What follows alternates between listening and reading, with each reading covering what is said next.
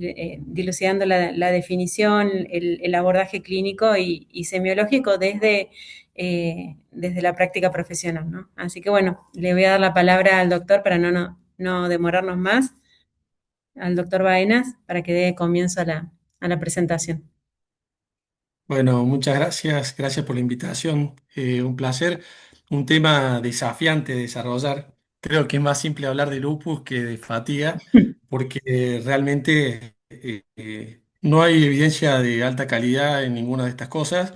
Sí hay muchos avances, por suerte, en los últimos años, y hay más incertidumbre y probablemente no les pueda responder todo. Entonces creo que lo bueno va a ser el intercambio.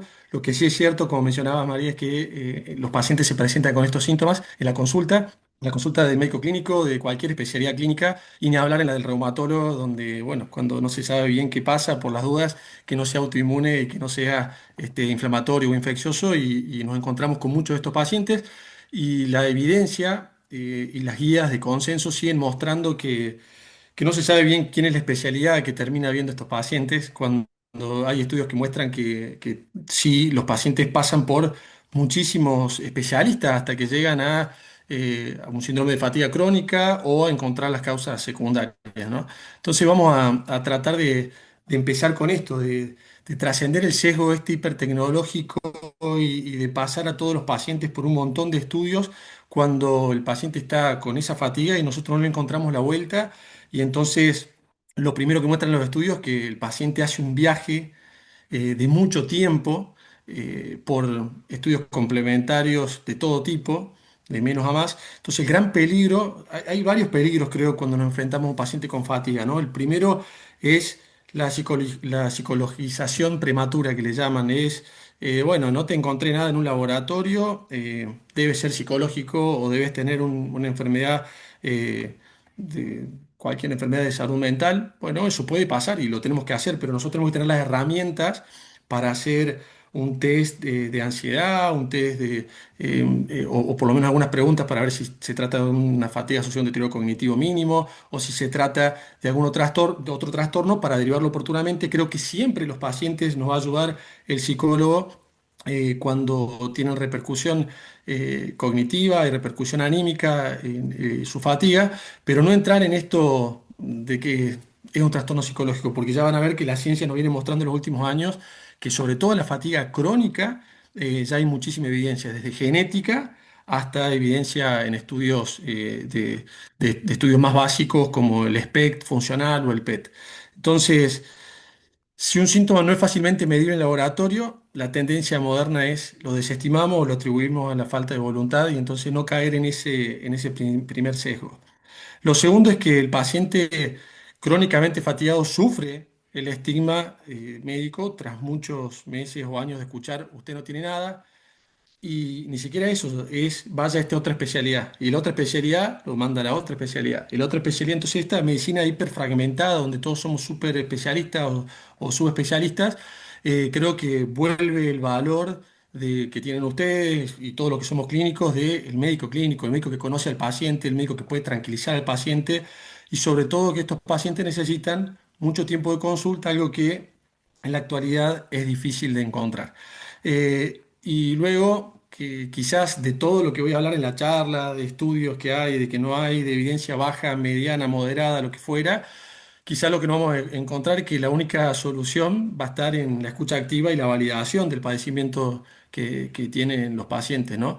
Ese es el pilar inicial para que el paciente pueda entender el proceso y para que podamos actuar principalmente con lo que realmente tiene evidencia, que es lo no farmacológico. Los suplementos y todo lo que vamos a ir viendo tiene una evidencia muchísimo más baja. Entonces creo que esta diapositiva un poco resume lo que el mensaje que todos sabemos, pero creo que el único mensaje que nos vamos a llevar con claridad. Todo lo demás vamos a poder abrir la discusión y el debate.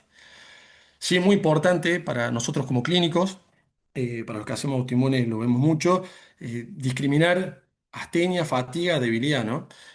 Astenia, esta sensación basal de cansancio, de falta de iniciativa física y mental, pero el paciente con astenia puede en algún momento, la tiene previo al esfuerzo, pero en algún momento puede consolidar alguna actividad y bueno, tiene sus días buenos, sus días malos.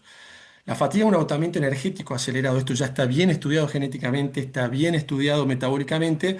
Lo que no sabemos es qué hacer con ella del todo, pero acá el paciente puede generar un esfuerzo físico y quizás hasta 24 o 48 horas después puede que no se pueda levantar de la cama. Entonces, es muy posterior al esfuerzo, pero es muy variante de acuerdo al grado de severidad y a la causa que lo acompañe. Y no se alivia con el reposo o el sueño que sí le pasa a la astenia. Este paciente tiene un sueño no reparador y entra en un bucle de cada vez sentirse peor. Y la debilidad oparesia, lamentablemente muchos pacientes con fatiga que nos encontramos no recibieron un buen examen físico, semiológico para ver si neurológicamente no tenían una debilidad realmente. Entonces, importantísimo, ante cualquier fatiga, astenia o debilidad, que el paciente lo puede mencionar como sinónimos que nosotros podamos hacer bien esta diferenciación. Y cuando me invitaron a dar esta charla, dije, bueno, vamos a la historia clínica y a ver los últimos pacientes que encontré, donde el síntoma principal, le metí, leía mi sistema de historia clínica y mis pacientes, y dije, decime en quiénes catalogué sobre todo la fatiga como el principal síntoma para poder ver de los últimos pacientes que vi. Este fue uno de los primeros que se me vino.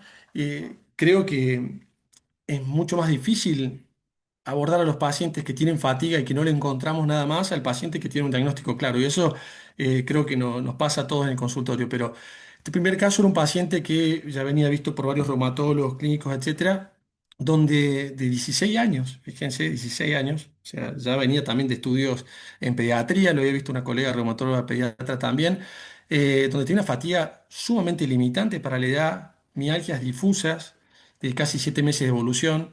Habían sospechado una espondiloartritis axial porque tenía dolor lumbar, pero también tenía un dolor difuso en otras partes del cuerpo. Otros habían dicho una fibromialgia. Otros lo estudiaron con sospecha de un síndrome de Sjögren porque tenía algo de sequedad. Venía, acá solamente resumo, pero venía hasta con resonancias musculares, a pesar de un examen físico normal. Si un examen físico no muestra debilidad, no, y ya encima tenemos enzimas musculares, realmente ¿qué nos puede aportar la resonancia muscular? Un examen neurológico normal, entonces de vuelta no entrar directamente en ganar tiempo con un estudio complejo, la importancia de la anamnesis y de ver a los pacientes y de interrogarlos bien. Y todos los estudios, acá le hago un resumen, pero tenía estudios y estudios, estudios, todos normales. Y, y acá hay una cosa importantísima que el otro día me sorprendió en la universidad cuando el doctor Pressman, que estaba dando una charla en una materia que se llama Medicina, Paciente y Sociedad, a los alumnos les decía, quiero que todos agarren su celular, entren, y lo podríamos hacer nosotros también, profesionales de la salud, y ver cuántas horas estuvieron de uso del celular, de uso de luz azul en las últimas 24 o 48 horas. Esto era un lunes, había alumnos que habían visto, aunque no lo crean, 12 horas el celular, 11 horas, y la media, porque después hicimos una encuesta, fue de 8 horas de uso de pantallas el fin de semana. Cuando fuimos a este paciente y empezamos a interrogar todo, con quién vivía, qué hacía, cuánto tiempo le daba a la escuela, cuánto tiempo le daba a la actividad física, sus relaciones sociales, realmente un sedentarismo severo, mucho uso de videojuegos, pero sobre todo de celular. Un celular que tenía más de 7 horas en toda la semana, cuando lo pudo abrir y nos pudo mostrar, con un sueño altamente fragmentado, y ni siquiera son las horas por noche, sino la cantidad de despertares que tenía durante la noche. Entonces, la causa de este paciente estaba clara y hay más evidencia en esto, sí, de uso de pantalla o luz azul, como le llama, está lleno de neurodesarrollo y de todo lo que está pasando con las personas jóvenes, con nuestros hijos y con el uso del celular. Y este paciente lo que más tuvimos que intervenir con su psicóloga y con él y con su familia en desacondicionarlo del uso del celular y reacondicionarlo a la actividad física, a su ritmo circadiano. Entonces, muchas veces el diagnóstico está en la mano del paciente, ¿no? Y esta es una gran epidemia que tenemos que tener en cuenta, ¿sí? Lo que es luz azul. Hay un montón de estudios, los invito a revisar la literatura de todo lo que genera a nivel de melatonina, a nivel de ciclo circadiano, a nivel de cortisol, en estudios heterogéneos por momentos en la selección de pacientes, porque estas cosas son difíciles, pero hay estudios de distintos metabolitos a través de PETs y SPECT de lo que pasa con el uso excesivo de la luz verde de la luz azul, perdón, y sobre todo del scrolling que es una dosis alta de dopamina y piensen ustedes nomás, cuando agarramos el Instagram y el celular, de esa dosis dopaminérgica antes de dormir y todo lo que genera.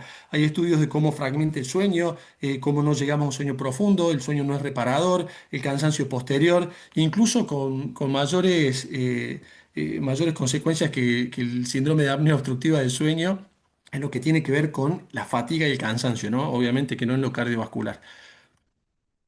Otro de los casos que me encontré, bueno, un hipotiroidismo como nos pasa a todos y una paciente que estaba con una falla ovárica precoz donde su síntoma inicial era una fatiga profunda, profunda hasta que apareció la menorrea, tenía una insuficiencia ovárica precoz. Entonces, bueno, esto es un poco las causas secundarias y aparecen, sí, las vemos, sí, y ustedes me podrán decir el diagnóstico de diabetes, que aparece la fatiga mucho tiempo antes de algunos de los síntomas cardinales en algunos pacientes, en otros no, es al revés, pero realmente la fatiga aparece agarran el Farrera, el Cecil y empezamos a buscar y la fatiga aparece, se lo pedía a la IA, le digo en los libros de medicina, ¿cuántas veces aparece en un libro de medicina interna la palabra fatiga o sus sinónimos? Millones de veces en casi todos los capítulos de todos los libros, entonces un síntoma muy inespecífico, pero como bien dijeron al principio, que a veces es el que motiva la consulta o a veces es lo único que le interesa al paciente que le soluciona. Otro de los casos fue un paciente hombre, que no es lo más común. El motivo inicial venía de fatiga postrante, no se podía levantar de la silla de un momento para el otro, una persona sumamente activa en una edad súper productiva, fue padre hace poco tiempo. Eh, y bueno, en uno de estos estudios aparece una trombocitopenia aparte de eso y entonces empiezan a interrogar y aparece la alopecia, el síndrome Zika, aftas orales de mucho tiempo y obviamente esto era un lupus y acá más que fatiga, predomina más la astenia, pero en este paciente realmente era una fatiga porque no podía generar el ejercicio físico y no podía recuperarse después del ejercicio. Entonces, incluso hay un montón de estudios de la astenia y de la fatiga con distintos tipos de cuestionarios, donde cuando le solucionamos a los pacientes con enfermedades autoinmunes su trombocitopenia, su proteinuria, su artritis. Y igual lo que ellos siguen diciendo es no me pueden solucionar con ninguna droga el cansancio que tengo. ¿Sí? Entonces es muy importante abordar también este síntoma porque los pacientes, en todos los datos que son subjetivos, nos piden que hagamos algo más porque deteriora rápidamente su calidad de vida y su capacidad productiva, ¿no? Son pacientes en una edad muy productiva.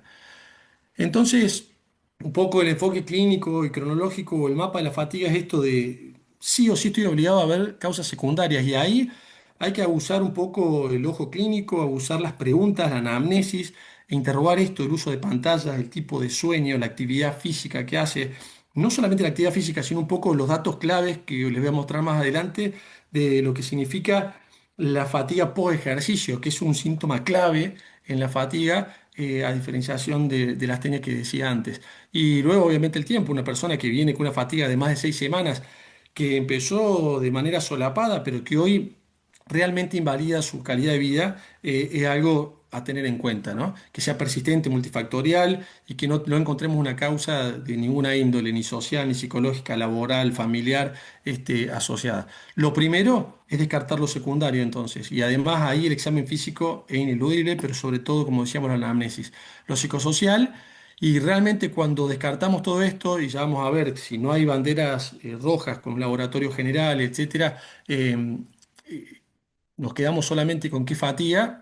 Acá entra este síndrome de fatiga crónica, que fue muy cuestionado durante mucho tiempo, igual que pasa con la fibromialgia, creo que hay sobrediagnóstico, no tengo duda, pero también hay pacientes que realmente tienen esto y que hoy le pondremos este nombre y la ciencia y la genética nos va a ir llevando a otros nombres, pero el síndrome de fatiga crónica, fíjense cómo la OMS hoy le llama encefalomielitis miálgica, que uno ya le da miedo decirle esto al paciente, no tenés encefalomielitis, a nosotros nos lleva a otro lugar. Por eso digo que esto es discutido, pero ¿de dónde surge ese nombre de estudios realmente neuroendocrinos, metabólicos, de PET, de SPECT funcionales, de lo que le pasa realmente a estos pacientes, incluso de algunos estudios que van un poquito más allá de lo experimental? Sí o sí dice más de 6 semanas, pero ya sabemos que menos de 6 semanas que descartamos todo lo demás, el paciente puede estar por desarrollar este tipo de síndrome de fatiga crónica. La manifestación de la fatiga es en cualquier edad, ¿sí? No, después voy a entrar en lo que es el síndrome de fatiga crónica, que es entre los 20 y 40 años su máximo pico, pero se da en todo el mundo, en todos los países. Pero esto un poco mostrarle los casos que les dije antes.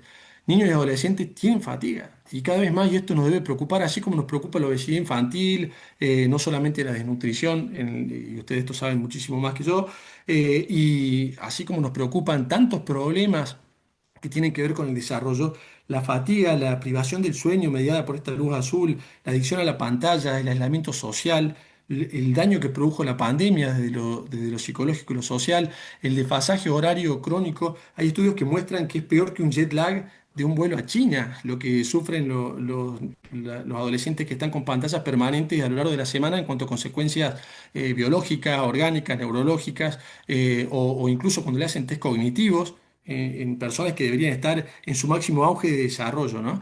Y hoy en día está pasando también con la IA, que no es un dato menor.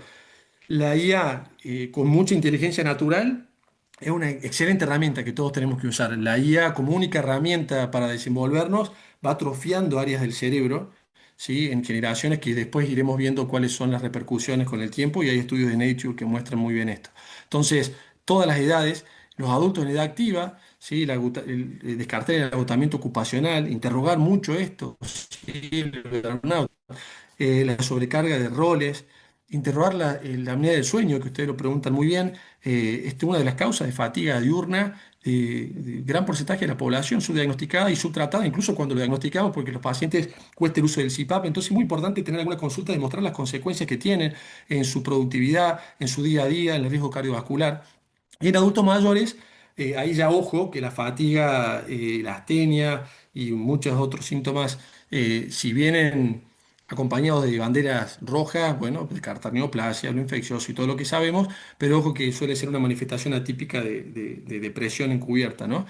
También ver que no sea polifarmacia, esto otra gran epidemia que tenemos hoy en día, cuando los pacientes van pasando por muchos especialistas al no tener un médico de cabecera, y algunos de esos especialistas tienen que poner el freno de mano, sacar los troqueles y la lista de medicamentos de los pacientes y volver a lo que aprendimos en la universidad de esto es necesario, no es necesario, esto interactúa con esto o no, y volver a eso, ¿no? Eso es fundamental. Fundamental, no quiere decir que un adulto mayor no necesite más de 3 medicamentos, sino fundamental frenar esa polifarmacia, porque muchas veces la fatiga y estos síntomas van de la mano de los fármacos que está utilizando, ¿no? Luego, algunos conceptos claves para pensar en fatigas de distinta índole, ¿no? La fatiga inflamatoria. Esto nosotros lo conocemos muy bien. Yo les mostré el caso de lupus, artritis reumatoidea, Sjögren, vasculitis, etcétera. Son pacientes que además de la astenia tienen una fatiga clara. Y bueno, ¿cómo no la van a tener si tienen concentraciones elevadas de interleuquina 6 en sangre, como si tuvieran un síndrome febril persistente, de factor de necrosis tumoral alfa, de interleuquina 1, entre otras, y encima de eso tiene algunas otras interleuquinas que son realmente beneficiosas, también disminuidas. Por otro lado, esto, hay clara evidencia de lo que produce: atraviesa la barrera hematoencefálica, genera una disfunción neuronal, genera estas lagunas mentales, genera esta incapacidad que no es una calculia, que no es una afasia, que no es ningún trastorno neurológico. Es simplemente esas lagunas que el paciente no puede terminar una conversación, se empieza a distraer fácilmente, y que lo trae junto con la fatiga a la consulta. La fatiga inflamatoria tiene un empeoramiento paradójico tras el reposo prolongado, o sea, se despierta peor el paciente.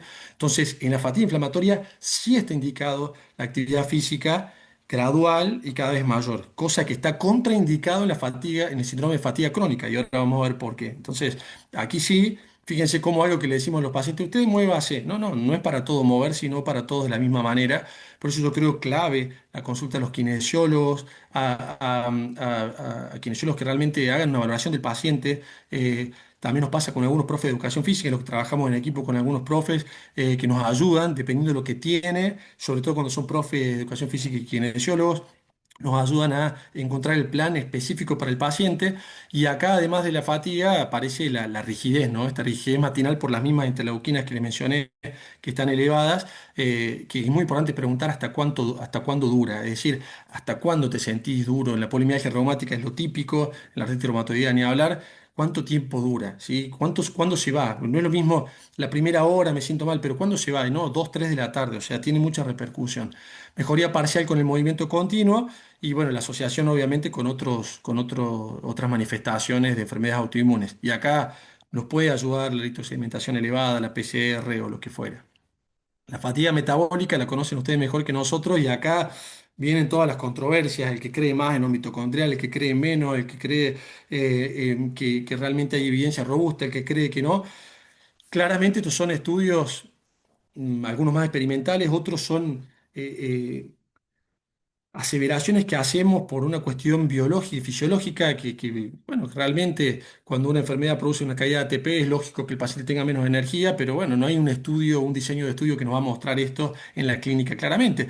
Lo que sí sabemos es que la insuficiencia adrenal, la diabetes misma, el panhipopituitarismo, el hipotiroidismo, la claudicación de cualquier órgano que tiene que ver con la energía. Acá están corazón, insuficiencia cardíaca, hepática, renal, etcétera, y no hay dudas que los pacientes tienen una caída metabólica por un montón de factores, ¿sí? Es ultra multifactorial y lo saben muy bien, y cada una tiene sus explicaciones y sus revisiones muy exhaustivas. En la parte hematológica, la anemia crónica, lo mismo, la hipoxia tisular que se produce por la ferropenia severa, y todo esto va a una caída metabólica, mitocondrial, y también de la oxigenación. Entonces, lo metabólico tiene su explicación. Y acá entra otra de las causantes de fatiga, el sueño. Es muy importante, a veces no tenemos el tiempo para volver al sueño como corresponde, y ustedes saben muy bien que hay clínicos que se dedican a sueño, hay gerontólogos que se dedican a sueño, hay neurólogos especialistas en sueño, no es de una sola especialidad. Entonces es muy importante interrogarlo bien y hacer una derivación temprana en ese caso porque el sueño va ligado a que también empiecen a aparecer otras comorbilidades, ¿sí? Además de la fatiga, el empeoramiento del sueño, y ahí sí va a haber una depresión reactiva, o va a aparecer ansiedad, o va a aparecer otro trastorno, pero hay que ver bien qué fue lo primero. Si la fatiga es parte de la ansiedad, de la depresión, o en realidad esto aparece después, como nos dicen muchas veces los pacientes, yo estaba bien, doctor, o sea, lo mío no es psicológico, yo estaba perfecto, ahora sí. Ahora tengo el llanto fácil, ahora estoy estresado, ahora no puedo hacer nada de lo que hacía antes, pero yo no empecé así, empecé con que tenía cansancio y ahora me imposibilita todas mis funciones del día a día y por lo tanto hoy sí estoy deprimido, ¿no? Y no es lo mismo que empezar con anhedonia, que empezar con algún otro síntoma previo a la fatiga. Entonces es muy importante también hacer ese diario de lo que le pasa al paciente. Y acá algunos diferenciadores clínicos, ¿no? El paciente deprimido presenta anedonia primaria, pérdida del deseo. El paciente con fatiga orgánica preserva el deseo, pero carece de la capacidad física, ¿sí? Si yo quiero hacer actividad física, no me responde el cuerpo. El paciente con una depresión probablemente no tenga ganas de hacer ninguna actividad, quiere estar en cama. El patrón suele ser peor por la mañana y va mejorando levemente durante el día, entonces deseo y capacidad nos van a ayudar un poco a diferenciar lo psicológico, el trastorno psiquiátrico y la fatiga crónica. Sin dudas, esto se hace en equipo, esto se hace con un psicólogo de confianza, con un psiquiatra a veces de confianza para hacer una valoración que como corresponde. Y después esta disrupción de la arquitectura del sueño es importantísimo. Fíjense todo lo que le pasa al sueño de una persona con micro despertar, ya sea por SAOS, ya sea por la luz azul, como les mostraba antes. Los micro despertares hacen que nunca entre en un sueño profundo. Hay una destrucción de esas fases de la 3 y del REM por esos micro despertares y por lo tanto el paciente no va a rendir al día siguiente y la persona no va a rendir en ninguna de sus actividades. Después está la fatiga iatrogénica, que así como hablamos de la polifarmacia, sin dudas tenemos que agarrar la lista de fármacos y ver si aparece un beta bloqueante lipofílico, esto ya es muy raro que lo utilicen, metoprolol, si está con estatinas. Sabemos que la estatina, probablemente los reumatólogos vemos las hipersecaemias o sobre todo las miopatías necrotizantes inducidas por estatinas, pero todos ustedes ven en su consulta aquel paciente que inicia con una estatina y tiene mialgia o tiene solamente fatiga, y a veces solamente fatiga. No todos son una miopatía inducida por estatinas y no todos son una miopatía necrotizante inmunomediada. Son tres cuadros totalmente diferentes, los tres gatillados por estatinas, pero son tres cuadros nosológicamente y con etiologías el mismo disparador, pero con genética y fisiopatología totalmente distinta. Y hay pacientes que tienen esa fatiga sola o mialgia sin hipersecaemia ni nada, que es por la estatina y todo lo hemos tenido y se la sacas y mejora. Entonces también tenerlo en cuenta. Los psicofármacos, ¿qué ¿por qué se los dimos? Y no, lo que pasa es que se lo tengo que dar porque si el paciente está con fatiga y no puede dormir, se lo tengo que dar. Bueno, ¿cuál le doy? ¿El paciente tiene insomnio o tiene un sueño no reparador y con múltiples microdespertares? Entonces, ojo ahí, qué benzodiazepina voy a usar, si voy a utilizar solpidem o voy a utilizar el clonazepam y el prazolam.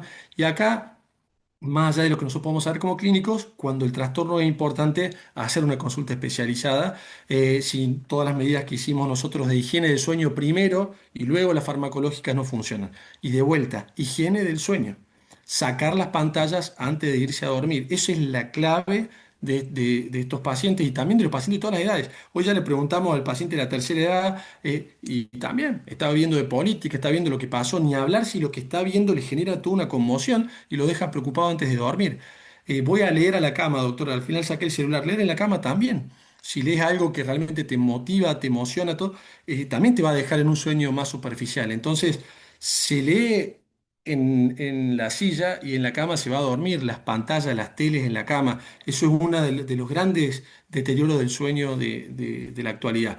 Y en cuanto a los psicofármacos, tratar de evitar en estos pacientes, a menos que realmente esté indicado, benzodiazepinas de vida media larga, utilizar diazepam, ni hablar si son adultos mayores que se pueden levantar y caer y encima tienen osteoporosis, entonces se van a fracturar. Entonces, muy importante volver a las bases de la clínica, ¿no? Y tener en cuenta todas estas cosas y volver a la anamnesis permanentemente.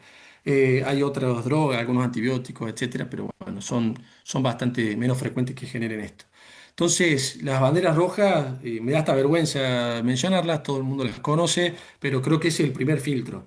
Hay pérdida de peso involuntaria, hay fiebre, sudoración nocturna, en el examen hay déficit neurológico, hay debilidad muscular, el inicio es brusco, tiene más de 50 años y acá sí tenemos que activar todo, hacer los estudios iniciales y derivar inmediatamente si encontramos una patología neoplásica o infectológica o lo que fuera, si no, manejarlo nosotros. Y el screening, no pasar por todo eso que les mostré en la primera diapositiva de que tiramos la red y si viene un ANA positivo y si viene un eritro sin un contexto o lo que fuera, ver qué hacer. No, no, tiene que ser con una sospecha clínica bien fundada en la anamnesis y en todo lo demás. Obviamente que a veces la fatiga es lo único y una TSH por las nubes, bueno, nos ayudará al diagnóstico, pero muy importante sobre todo en lo que tiene que ver con lo que respecta a estudios muy complejos, como les decía, una persona que no tiene debilidad, una resonancia magnética, tratar de no de utilizar realmente los recursos de manera racional. ¿Por qué? Porque pasa esto. Después de los 50 años hay un 10, 20, 30% de la población que puede tener un antinuclear positivo en títulos bajos y eso no es sinónimo de una enfermedad autoinmune y pasa lo mismo con otros anticuerpos. Entonces, siempre con una sospecha clínica fundamentada y con la anamnesis que decíamos antes. Y ahora sí vamos a este síndrome que cuando uno escucha a los que saben realmente de esto, a los expertos de síndrome de fatiga crónica, también digo expertos porque lo estudian, ¿no? Pero creo que nadie tiene la solución. Eh, lo más importante de acá es que hay un cambio de paradigma. Entonces, la Organización Mundial de la Salud hoy en día la codificó como una enfermedad neuroinmune severa. Esto tiene sus criterios. Los criterios, así como aprendieron los criterios de cada una de las enfermedades autoinmunes que nosotros los reumatólogos los odiamos porque nadie cumple los 11 criterios ni nada. Es muy importante la clínica, ¿no? Obviamente, pero creo que acá ayuda un poquitito a qué es lo que estoy buscando. Entonces, ¿qué es este síndrome de fatiga crónica y por qué le pusieron encefalomielitis miálgica? Porque hay evidencia en estudios como el PET, en pacientes que tienen toda esta fatiga de mucho tiempo y que ya se descartaron causas secundarias de zonas de mayor metabolismo a nivel cerebral, que son zonas que tienen que ver con la falta de recompensa o con circuitos que tienen menos circuitos dopaminérgicos o tienen zonas de la amígdala, zonas bien emocionales del tálamo, etcétera, activas, que incluso generan dolor, como pasa con la fibromialgia verdadera, digo, no la sobrediagnosticada, ¿no? Hay estudios del gatillo viral y acá el COVID fue el que más mostró y el que más dio para estudiar. El long COVID, que ya sabemos que nosotros los reumatólogos vimos muchas enfermedades autoinmunes gatilladas, ya lo veíamos por otros coronavirus antes, o por el CMV, por el Epstein-Barr, o por lo que fuera, pero acá el COVID ha dejado mucha gente con una fatiga muy crónica. el dengue en algunos países también ha dejado una fatiga muy crónica, el chikungunya, no solamente en la fase inicial, sino que post-viral. Entonces, existe este efecto bien registrado.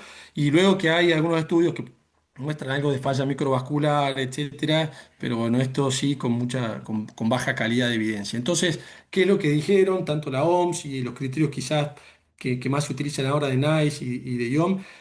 Persistencia de la fatiga por más de 6 meses y sí o sí exclusión estricta de las causas secundarias según la anamnesis, el cuadro clínico, el examen y por lo menos un laboratorio general. Entonces, fatiga profunda de inicio definido, esto es importante. Yo venía bien, toda la vida estuve bien, doctor, y de repente a partir de los 30 años yo soy otra persona. Y no estaba deprimido, estaba en mi mejor momento, había sido padre, no tuve ninguna pérdida, encontré mi mejor trabajo y no tengo explicación. Y esa es la clave de la anamnesis, no tengo explicación por qué pasó de este momento para el otro. El sueño no reparador, lo mismo, yo dormía bien, hacía actividad física, iba al gimnasio, hacía fútbol, hacía rugby. Y acá es donde se nos van viniendo todos nuestros pacientes, ¿no? Y de repente no pude hacerlo más. Y no fue por mis hijos, no fue por los despertares a la noche, fue de un momento para el otro, no lo pude hacer más. Y de hecho, por más que el deseo me llevaba a tratar de ayudar a mi hijo, no me podía levantar. Entonces, estas cosas son importantes en la anamnesis, pero eso lo podemos ver en un montón de pacientes con fatiga. Y acá es donde apareció el gran diferencial que agarró un poquito más de evidencia en los estudios. El malestar por esfuerzo, de esto que le dicen en inglés el malestar por esfuerzo, la fatiga muy significativa post esfuerzo. Es ese colapso grave de duración prolongada, incluso días y semanas después de un esfuerzo físico cognitivo. La persona se puso a hacer jardinería el domingo y por 4 días no se puede levantar.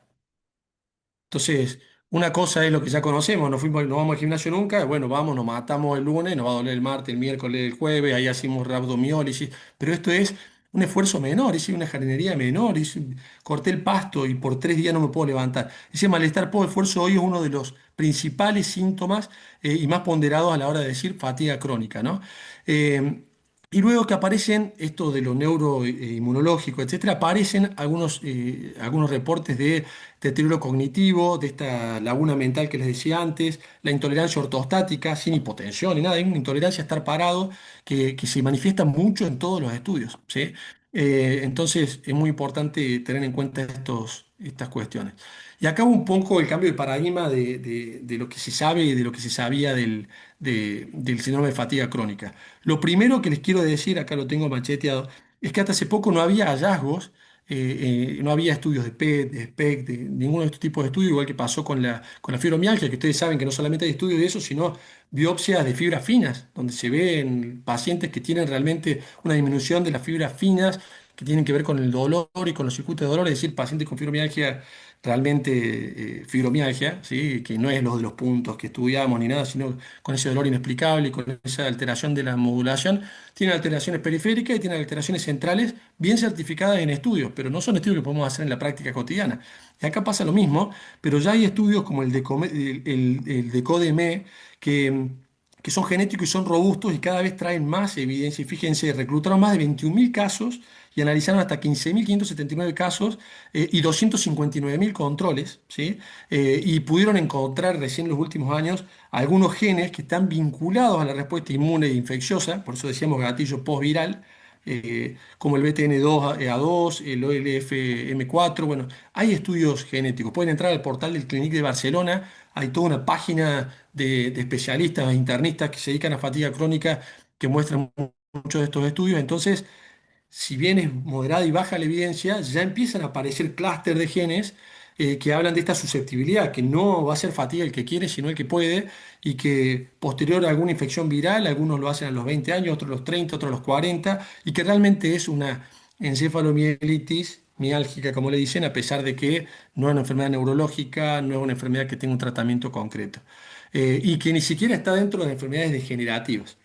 Y acá el cambio de paradigma fue que durante muchísimo tiempo, a la luz de algunos estudios que se habían hecho, como el estudio PACE, que fue claramente desacreditado, fíjense, fue de 2011, habían comparado terapia cognitivo-conductual, ejercicio gradual y el pacing, que ahora les voy a mostrar qué es lo que hay que recomendar a los pacientes, contra otros tipos de estrategias, la terapia cognitivo-conductual, etcétera. Iban viendo en estas grandes bases de pacientes con fatiga, con esos criterios, cómo les iba. Ya se imaginarán lo heterogéneo que son esos estudios. Lo heterogéneo son los pacientes, los diagnósticos de exclusión también son heterogéneos, pero sí lo que realmente mostró estudios posteriores es que de ninguna manera a un paciente con síndrome de fatiga crónica le podemos decir que haga ejercicio graduado como pensábamos antes, que le decíamos, bueno, mire, usted está muy cansado, pero tiene que romper, y esto lo he hecho un montón de veces en el consultorio, y uno se va arrepintiendo a medida que va apareciendo un poco más de luz en esto. Decir, usted tiene que romper con esto, así que de alguna manera tiene que empezar a hacer actividad física de menos a más, y tiene que llegar a hacer los 30 40 minutos día, 3 4 veces a la semana, y estos pacientes no la toleran. No la toleran porque los genes estos, porque los estudios que le dije neurofisiológicos, etcétera, muestran que el paciente se le agota la energía rápidamente. Entonces, sí aparecen de los últimos estudios, por eso NICE, CDC empiezan a juntar todo eso en las guías, con pobre evidencia, pero empiezan con esto de decir, hagamos el pacing, manejo de la energía. Y esto sí funcionó para que los pacientes se sientan mejor. Es decir, administrar estrictamente la energía de la persona sería como cuando le decimos coma como pajarito. Haga 5 minutos de bici a la mañana, al mediodía haga 5 minutos de alguna tarea pasiva, agarre el palo de escoba, haga bíceps, haga un poquito de hombro.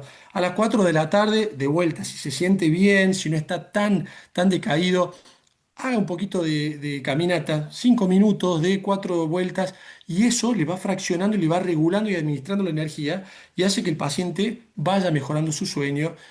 No así lo que pasó después del estudio PACE, que con el seguimiento los pacientes que empezaron la actividad física no solamente dejaban, sino que estaban peor varios meses después.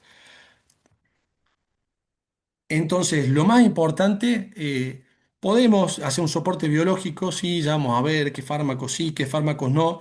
El soporte psicológico sí, pero lo que no es la terapia cognitivo-conductual, no es una cura para una patología que ya sabemos que tiene una evidencia biológica de base, ¿sí?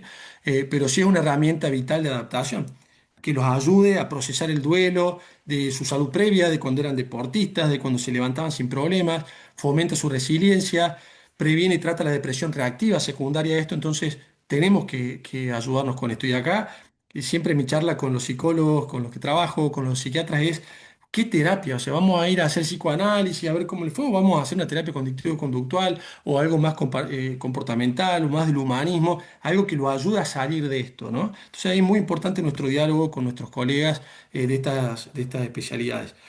Luego, en cuanto al manejo farmacológico dirigido, no voy a entrar en las causas secundarias, porque ya sabemos que es tratar la anemia, que es tratar el hipotiroidismo, que es tratar el lupus o lo que fuera, y aún así los pacientes quedan a veces con fatiga. Entonces, intervenir en la higiene del sueño y en el dolor crónico y mialgia, evitar los opioides. Otra gran epidemia de este siglo, ¿sí? Ni hablar de caminar por las calles de Estados Unidos y ver las personas con adicción al fentanilo, etcétera, que empezaron de esto, ¿no? Empezaron del mal uso, ¿no? No es que empezó de la nada.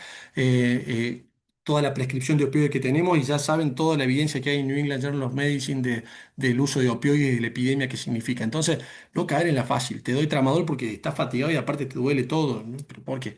O sea, ¿qué vamos a cambiar? ¿Qué evidencia tiene? Yo creo en la medicina del dolor bien implementada, ¿no? Con una valoración clínica, con un diálogo permanente con el médico de cabecera, no ir directamente a tratar síntomas separados, ¿no? Que es lo que hace realmente un especialista en medicina del dolor. Entonces, no caer rápidamente en eso. ¿Se puede utilizar un aire o algo? Sí, bueno, si hay algo inflamatorio. Si no hay algo inflamatorio, ver, tratar de utilizar adyuvantes, esto del pacing es lo que más evidencia tiene en bajar el dolor, y luego ir interviniendo con algún analgésico si hace falta. Sí, está bien estudiado cuando aparece dolor miofacial, gabapentin, pregabalina, amitriptilina, que también puede ayudar si hay una cefalea tensional, si el paciente tiene algo de insomnio en la noche. Pero ahí los tendremos que seleccionar muy bien, ver la edad, comorbilidad, etcétera, como ustedes bien saben. Y acá esto lo puse a propósito porque esto es lo que dicen las guías de NICE, las que están en Frontier publicadas del año pasado, etcétera, que después se las voy a compartir para que vean de dónde saqué la información. Eh, Aquellos que tienen esa intolerancia ortostática, bueno, lo mismo que hacemos con los pacientes hipotensos, recontra hipotensos, pero aparecía el aporte elevado de sal, bueno, eso sabemos que es contraproducente, ayuda por un lado, por el otro lado no, entonces, ojo, individualizar, ver realmente caso a caso si no mejoran con otro tipo de terapias como el pacing, que realmente mejora también eso. Acá otro tema realmente controvertido, ¿no? Los nutracéuticos, que es lo que sale en las guías de fatiga crónica y otras terapias emergentes, esto que hablan del rescate mitocondrial. Bueno, hay estudios, ya se los voy a pasar, pueden buscarlo. La evidencia es baja a moderada por dos cosas. Probablemente no sabemos hasta dónde es que no terminan de funcionar o hasta dónde es que el diseño de los estudios no nos ayudan y tener un síndrome tan heterogéneo en las personas no te permite hacer un buen muestreo para un estudio randomizado, controlado, doble ciego, con placebo, etcétera, ¿no? Y acá se estudió la coenzima Q10 y junto con NAD y la suplementación combinada mejoró algunos parámetros bioquímicos y mitigaba un poco la fatiga en un grupo de pacientes, no en todos. La carnitina, indicada para corregir la deficiencia que tienen algunos pacientes de acilcarnitina, no mejoró en todos los pacientes. Hay un grupo que probablemente mejora, todavía no sabemos en quién mejora más y en quién menos. Entonces hay quienes lo indican como suplementación, pero nuevamente el pacing tiene más evidencia que toda esta suplementación. Y hay un único estudio, fase 2, fase 3, todavía está reclutando y es lo que se está empezando a ver, de modulación inmune y antiviral, que es el Rintatolimod, que bueno, ahí está con algunos resultados prometedores, pero hasta el día de hoy, de vuelta, sin una evidencia sostenida.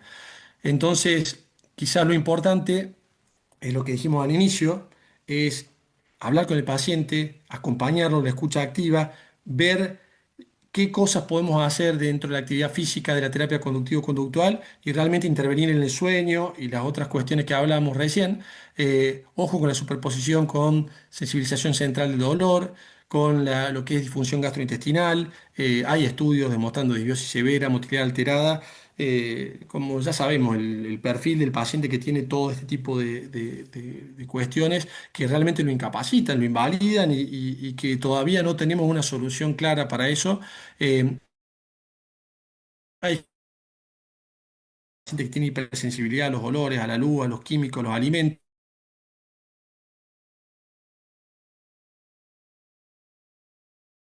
¿Y con qué lo podemos ayudar? No prometiendo resultados que no van a venir. Diciendo, todo esto son ayudantes, con todo esto vamos a tratar de mejorar lo que te está pasando.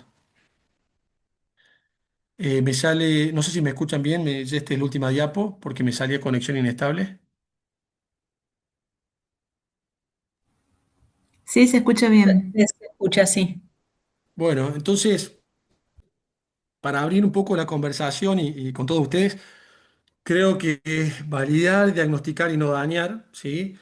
La fatiga crónica exige el despliegue de nuestra máxima agudeza diagnóstica, como decíamos antes, metabólica, inmunológica, sin irnos en estudios, escuchar y creer al paciente mitiga el sufrimiento que tienen, ¿sí? Restaura esa cuestión que tenemos que hacer de empoderarlo al paciente también en qué puede hacer y hacer que nos haga ese día de fatiga y qué va haciendo y qué cosas le mejoró, qué no le mejoró, qué empeoró, e ir ayudando junto con un buen nutricionista, con un buen psicólogo y con todo el equipo, un buen profe de educación física, que no vaya al gimnasio y le exija, y diga, no, no, si vos podés, mirá, si levantaste este peso y podés, y después no se puede levantar por 3 días, ¿no? Tenemos que tener una comunicación y ver a dónde mandamos a los pacientes, y obviamente también proteger de intervenciones nocivas, esto de no solamente el ejercicio forzado, sino de prometer que todos los suplementos le van a cambiar las cosas y eso sabemos que la calidad de evidencia es baja. Tampoco negar aquellos suplementos que no empeoren al paciente, pero decirle, mire, si no te mejora y pasa el periodo de placebo, no hace falta que gastes en esto y creo que ahí la clave está en la relación médico-paciente. Entonces, un poco era traerles más preguntas que respuestas. Quizás lo que siempre me sirve de estos pacientes es volver a leer, ¿habrá algo nuevo? ¿Habrá algo más? Bueno, apareció lo genético, aparecen algunas drogas, aparecen algunos estudios que arrojan un poquito más de claridad en esto y sobre todo quizás explicarle a los pacientes, yo creo lo que usted tiene. Porque hay estudios que muestran, no lo podemos hacer en la práctica, no le puedo pedir un PET, un SPECT funcional para ver, pero hay estudios que muestran que realmente Hay zonas del cerebro donde están afectados que no es una simulación del paciente. Sabemos que el cansancio te invalida, está estudiado que es así, por eso se indica esto, y creo que el diálogo es lo que más nos va a permitir ayudar y el trabajo multidisciplinario.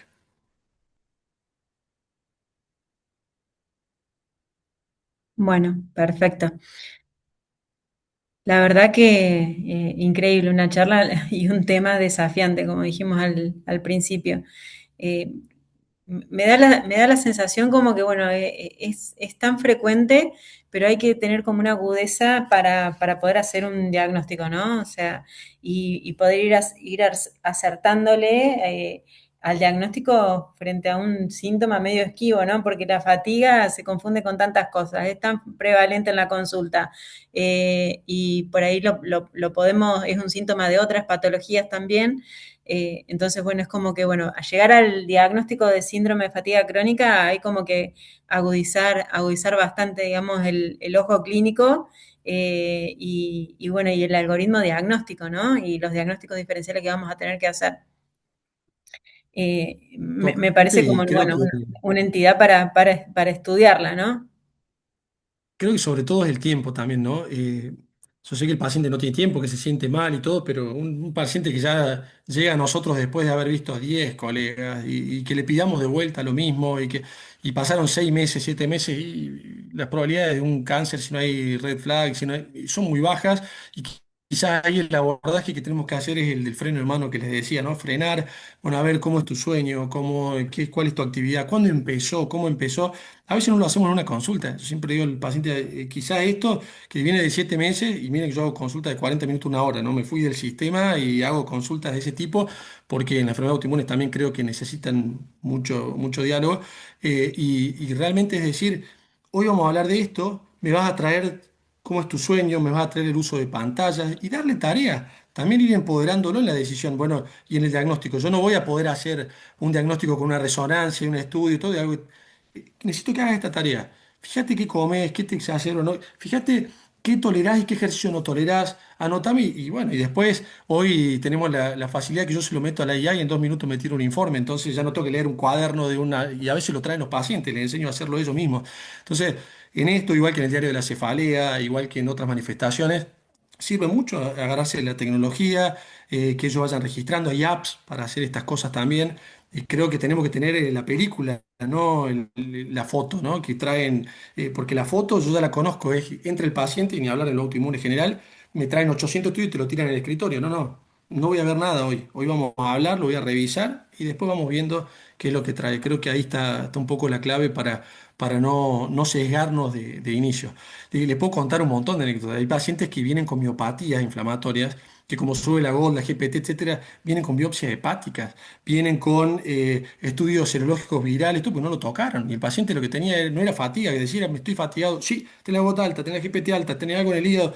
Tenía una miopatía inflamatoria, o por estatinas, o por lo que fuera. Entonces, no perdamos, no digo que hay cosas de la semiología que ya hoy son obsoletas, y eso no tenemos dudas, ¿eh? Pero hay cosas que no se reemplazan. El examen físico y un buen interrogatorio en estos casos es donde más te va a ayudar.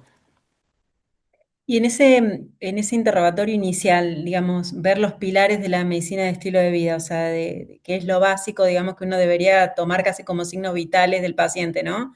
Esto del sueño, digamos, la rutina que tiene el paciente, ¿es un buen punto, digamos, como para comenzar el interrogatorio? Totalmente. En estos pacientes va por ahí, porque ya tenés Bien. 7 meses en que se hizo de todo. No sé si siempre lo vamos a... Inicialmente todos estamos ya un poco formados a descartemos lo más importante, ¿no? Pero cuando un paciente viene arrastrando de mucho tiempo y salir de la red flag, en algún momento hay que hacer eso y ojalá lo pudiéramos hacer todo por el tiempo de inicio, como decías vos. Y cosas sencillas, ¿no? El otro día también lo escuchaba a Carlos diciéndole a los alumnos. Le preguntamos a los pacientes dónde viven o le preguntamos cómo vive y con quién vive. La soledad. O sea, una de las principales pandemias de la actualidad, del adolescente que está con el celular, que está solo, está 12 horas con un aparato, y también del adulto mayor y del resto, ¿no? Entonces, eso también fatiga, también trae problemas de sueño, también trae trastornos mentales. Creo que esto que traes vos eso cambia el enfoque, cambia totalmente el enfoque.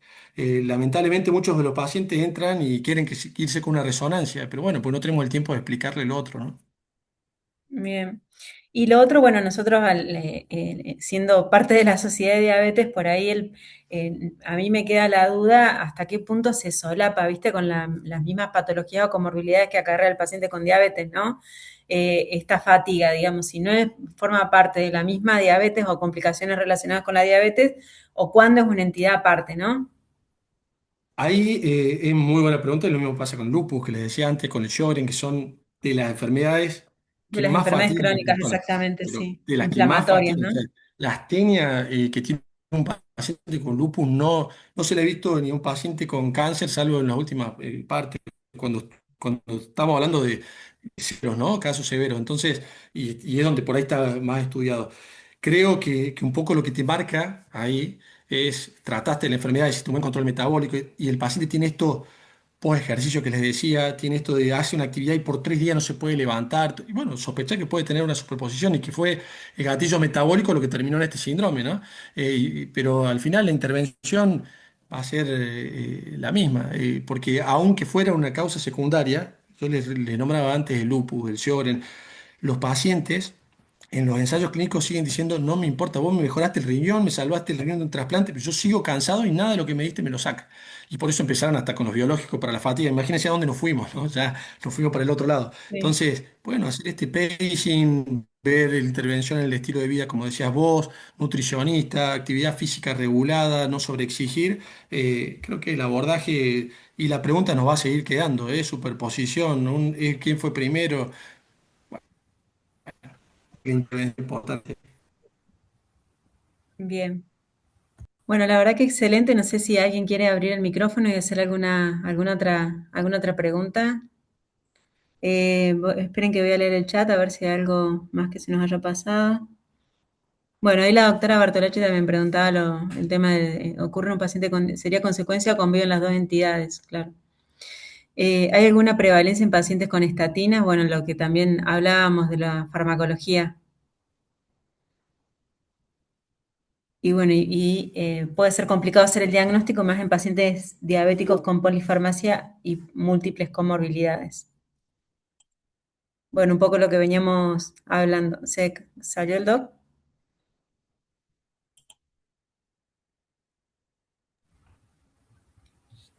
Parece que se congeló. Sí, está congelado. En los, Darle. en los adolescentes se lo ve mucho, este, eh, como los mandan una vez por año a hacer los controles escolares, digamos que tienen que llevar el certificado, y uno empieza a preguntar. El tema de las horas que están en la pantalla es realmente increíble. Bueno, viste que Y contó. ¿Qué haces, Lila? Qué lindo escuchar tu voz. hola. ¿Cómo estás? No, bueno, viste que contó que hicieron una encuesta digamos, en los estudiantes de la facultad y 11 horas algunos 11 horas de uso del teléfono, ¿no? Sí, una locura. De exposición a la luz Los, azul. los chicos no consultan tanto por fatiga, pero resulta que cuando empezás a preguntar, ¿tienen ya trastornos del sueño? Tienen 17 años y consultan por cervicalgia severa, por mala postura, porque están con el cuello todo torcido por el celular. Y cuando empezás a preguntarles si hacen actividad física, no hacen nada y no tienen ganas de hacerla. No, no te manifiestan la astenia, pero no tienen ganas de nada. Y sí, es terrible lo del celular, yo creo que está. Y lo peor de todo es que vos ves los chicos de 5 6 7 años que siguen con el celular. Los padres los tienen en la sala de espera con el celular entretenido. Bien. Bueno, no, Incluso no, te digo que sí. y perdón, y a lo que decía María, incluso te digo que le hacía un filtro a un adolescente y todos tienen de querer, o sea, del pasar, del scrollear, o sea, no, no estoy tantas horas, a ver, préstame la mano. Ah, sí, o sea, antes lo veíamos en puérperas, en pacientes que estaban con trabajo forzado, es impresionante. Y ni siquiera eso, fíjense en los dedos. Yo lo veo en los pacientes que reviso, en los callos que tienen en zonas por estar scrolleando, o le agarran la pantalla y fíjense en el protector de pantalla, así como pueden ver cuál es la clave, ves la raya de arriba abajo, de estar todo el tiempo así, en todas las edades eso, ¿eh? No es solamente, yo siempre le digo, me permite, muéstreme su celular nomás al paciente y vas viendo todas estas cosas, es increíble el consumo que tenemos y nosotros también, ¿eh? Después entran todos y se fijan en cantidad de horas y sobre todo en qué horario, porque el celular te tiene en qué horario. Las 2 horas previas al sueño es donde no tenemos que tocar el celular. Sí, tal cual. Bueno, hay la verdad que muchísimo para trabajar en lo que es higiene del sueño, es impresionante, sí. Eh, bueno, recién ahí, justo cuando se cortó, las preguntas que había en el chat tenían que ver con cosas que ya habíamos un poco mencionado, el tema de la polifarmacia y bueno, por ahí los fármacos que tienen por ahí los pacientes con diabetes o con patologías crónicas que también hay que tenerlos en cuenta.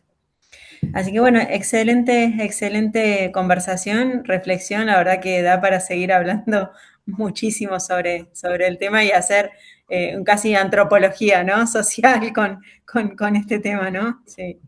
Respecto, bueno, a cambio de costumbres y hábitos, ¿no? También, en un montón de aspectos. Tal Así que cual. bueno, muchísimas gracias, un gusto poder escuchar esta impresionante disertación y la verdad que nos vamos con un montón de preguntas, ¿no? También. Así es, creo que es la idea porque respuestas ni los que se dedican a esto tienen la respuesta. Por eso cuando algunas de las preguntas, ¿será primero esto o lo otro? Ojalá tuviéramos la respuesta, ¿no? Y por qué de la astenia. Sí, lo que creo que es muy alentador es la cantidad, lo que les decía de este patrón genético también, que no es que se cansa el que puede, el que quiere, sino que puede, que aparece un poco de luz en esto, porque hay gente que no elige, o sea, nadie elige estar cansado, pero hay gente que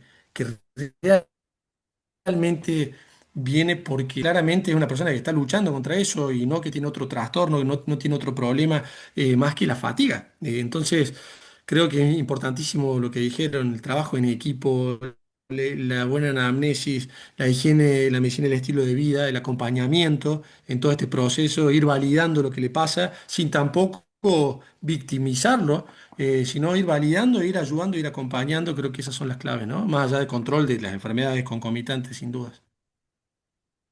Excelente, excelente. Bueno, muchísimas gracias. Damos por finalizada esta tercera reunión y bueno, gracias a todos. Casi 60 personas conectadas escuchando sobre fatiga crónica a las 9 de la noche de un martes post feriado. Fatigados todos de escuchar. Así que, más que entusiasmados todos con la charla. Un gusto. Un gusto a ustedes, gracias, que anden muy bien. Gracias por la invitación. Adiós. Muchas gracias. Muchas gracias. Gracias, gracias María.